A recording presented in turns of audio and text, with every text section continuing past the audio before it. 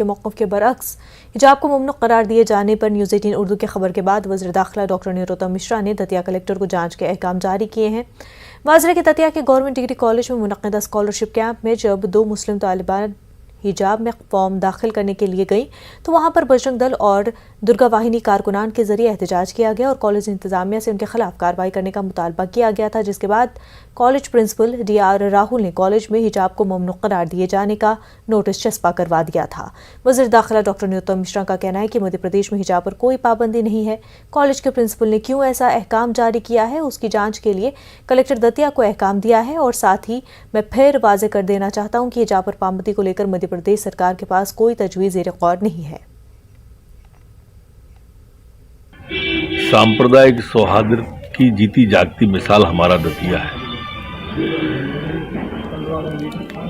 जो social media पर video viral हो रहा है वो भी मैंने देखा है।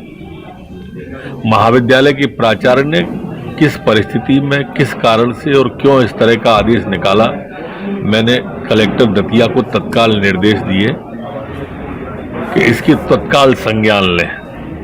प्रदेश सरकार पहले भी स्पष्ट कर चुकी है कि हिजाब पर बैन को लेकर सरकार के पास में इस तरह का कोई भी प्रस्ताव विचाराधीन नहीं है, इसलिए न तो कोई इसमें भ्रम फैलाएं